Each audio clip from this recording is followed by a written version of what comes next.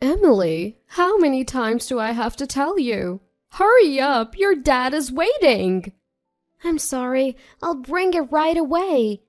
Jeez, you're so clueless. I can't believe you work for a big company. Ah!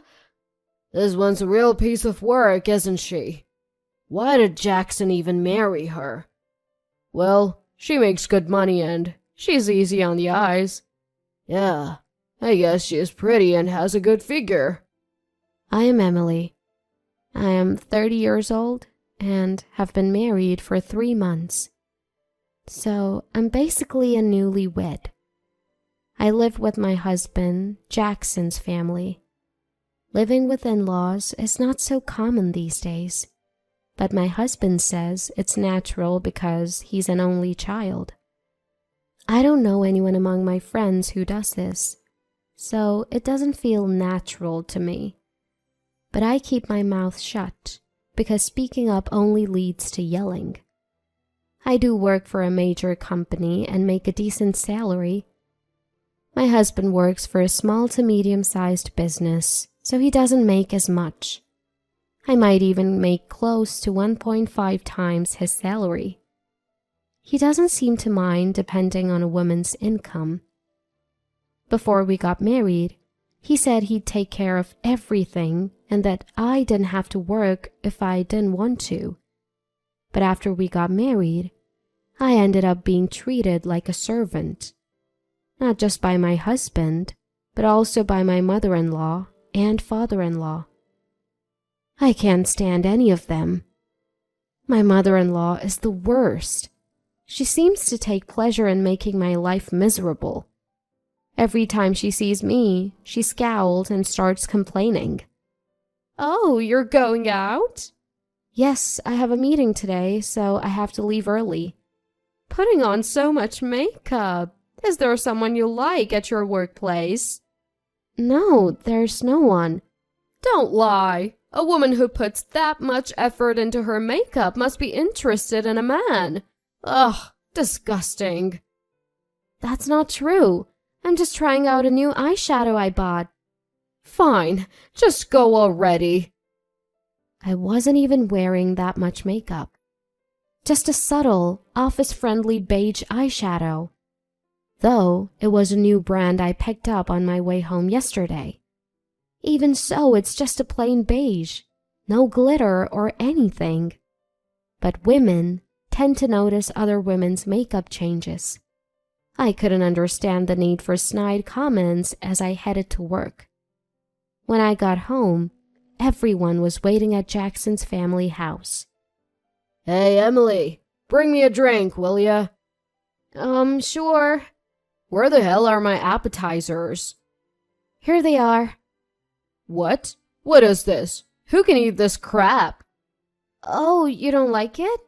Nah, it's awful. Make it again. I don't need this. My husband tossed the appetizers I made into the sink, and he looked pleased with his petty grin. I felt an instant wave of sadness. Why do I have to endure this treatment every day? What on earth did I do to deserve this? Just then, my husband chimed in. You have some money, right? What? I've been thinking. I want to move into a new house. Right, Mom and Dad? Yes, I'd love a new house, his mother said. If you take out a 35-year mortgage for a new house, I'll treat you better. You'll move up from servant to housekeeper. No, to a roommate. Really? No, I was wrong all this time. Please forgive me. Just buy a house and I'll truly cherish you as my wife and never say anything terrible again. Are you serious? Yes, I'm serious. At that moment, I made a wrong judgment.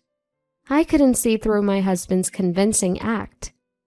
Desperate to escape the demeaning treatment, I went along with it and took out a 35-year mortgage to buy a house. I thought it might mend my relationship with my husband. Maybe I'd get to understand him better and truly cherish him. With a glimmer of hope, I decided to buy a house. Finally, The new house was complete. Wow, this is nice. My room looks amazing. I can't believe we get to live in such a beautiful home. My study looks awesome too. But a tough situation was waiting for me. My husband became even more reckless with money and stopped contributing to the household expenses. He also started going out every night.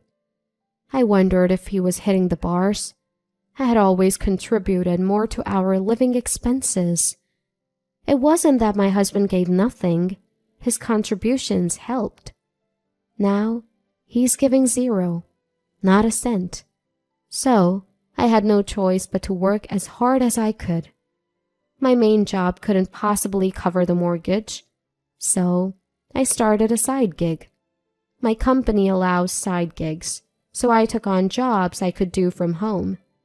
I couldn't earn much due to my lack of skills. However, as I got the hang of it, my earnings increased, and I was glued to my computer late every night. Gradually, this took a toll on my body. Before I knew it, I was exhausted and even developed a fever. I'm hot. I feel dizzy. After a meeting at work, I tried to stand up, but collapsed. That's when I was rushed to the hospital. When I regained consciousness, I was lying in a hospital bed. Where am I? Oh, right, I collapsed. What should I do? I still have pending tasks. I checked my phone and saw messages on WhatsApp from colleagues and superiors telling me to take it easy. I felt blessed to have such caring colleagues. As I was looking at my phone, the door burst open. It was my mother-in-law. Mother-in-law! She rustled through her bag and pulled out some papers. Here it comes again. I assumed it was about divorcing my husband. Sign this paper! I couldn't see well without my glasses, but I managed to scribble my signature. So we both had our personal seals with us, and we used them to finalize the documents. The reason I wasn't wearing my glasses? I broke them when I collapsed at work. So yeah, my handwriting probably looked atrocious. It wasn't illegible or anything, but without my glasses, that's the best I could do. Now I can give you $5 million. What? You don't have your glasses. Can you see it if I hold it this close? This is That's right. It's a gift agreement. Normally, anyone would see that a divorce petition and a gift agreement are completely different in format. But I had thought mother-in-law was planning to force me into signing a divorce paper because she's always been out to get me. When I wore new eyeshadow once, she accused me of cheating, so I thought she was trying to frame me. Then she'd snatch the alimony from me in a divorce lawsuit. But that wasn't it at all. As I stood there completely baffled, mother-in-law began to cry quietly. I'm so sorry, Emily. Please forgive me. What's going on? Her sudden tears threw me off. Did I say something wrong? But I hadn't said anything to hurt her. So I was utterly confused and even more panicked. Truth is, I was told to harass you, or else they'd do something terrible to me. What? Your father and Jackson, they treat you like a servant, right? I wanted to treat you well, but they said I had to harass you too. Really? Once, when you weren't around, I suggested we stop bullying you. They yelled at me and sold something valuable of mine. I'm so sorry. I was weak. I see. Was my mother-in-law told this by them? So that's why my mother-in-law had been so awful to me.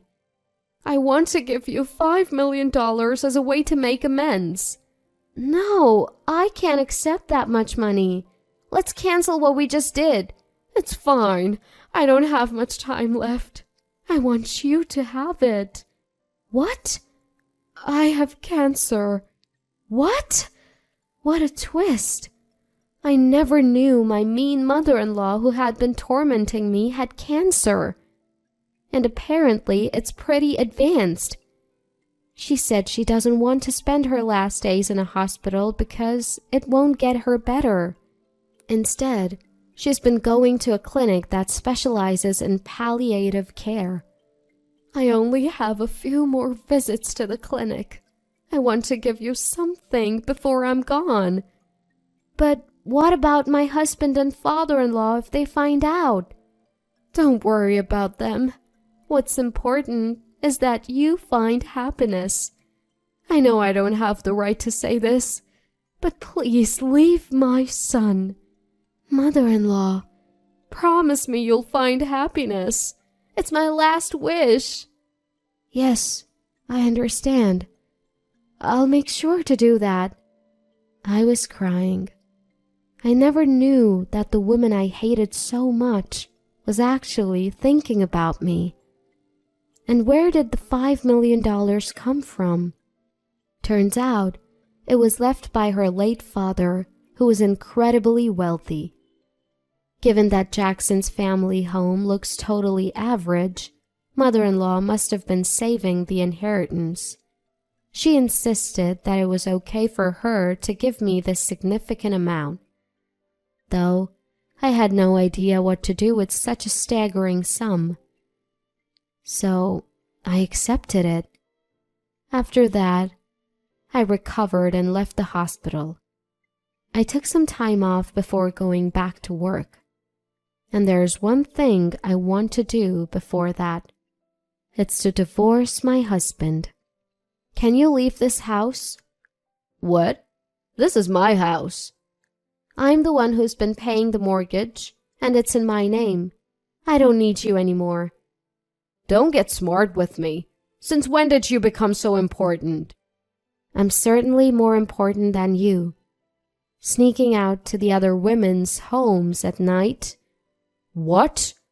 I noticed unfamiliar makeup or something on your shirt. I hired a detective because I suspected you were cheating. What did you just say? See this picture? All lovey-dovey on a date? Gross. So physically close. That's, I have plenty more evidence. Want to see? This is truly revolting. What is this? Disgusting. My husband looked pale as a ghost. He must have thought he'd never get caught cheating. At first I thought maybe he was at a pub. After all, he enjoys drinking outside.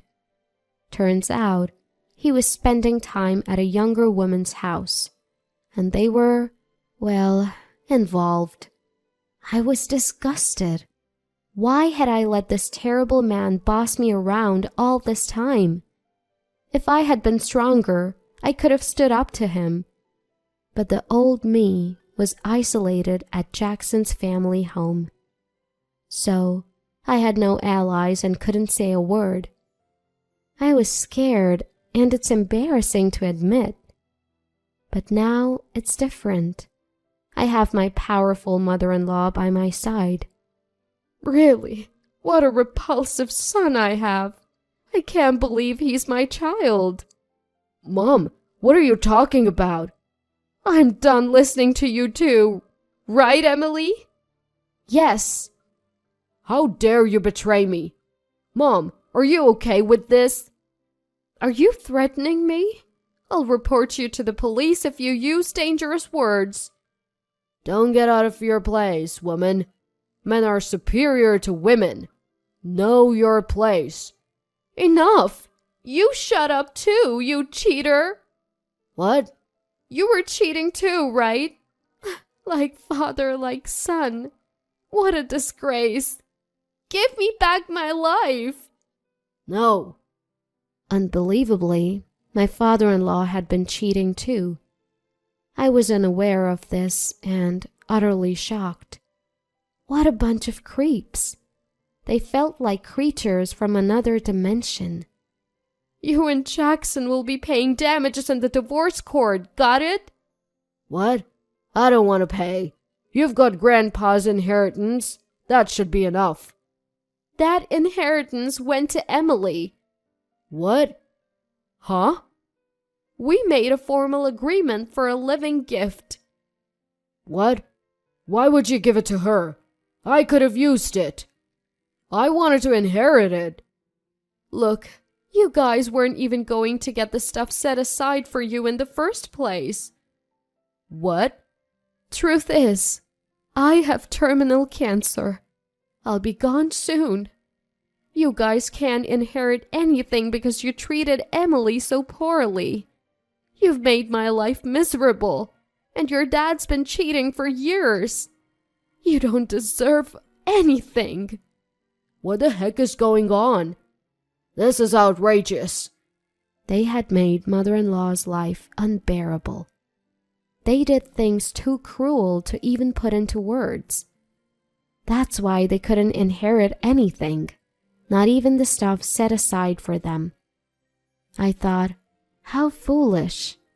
Had they not acted that way, they would have at least received what was initially set aside. So, get out. I never want to see your face again. You, get out too. What? Hey! Mother-in-law and I kicked our husbands out, and we locked the door from the inside. Thank you. And I'm sorry. It's okay.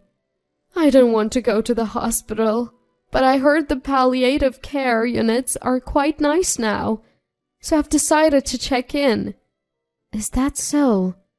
I've been healthy all my life and wanted to spend my last moments at home, but a hospital feels safer. Well, there are doctors and nurses. So mother-in-law checked into a hospital with a palliative care unit. 2 months later, she passed away. I guess it was really the end for her. After that, I went through with the divorce. Mother-in-law had already divorced before her passing. I was able to secure a settlement from my ex-husband during the divorce trial. He came to the house and begged to be let in. He apparently has no more money, even for a budget hotel stay. He had been wasting money on gambling and giving gifts to women. I wondered why I had ever married him in the first place.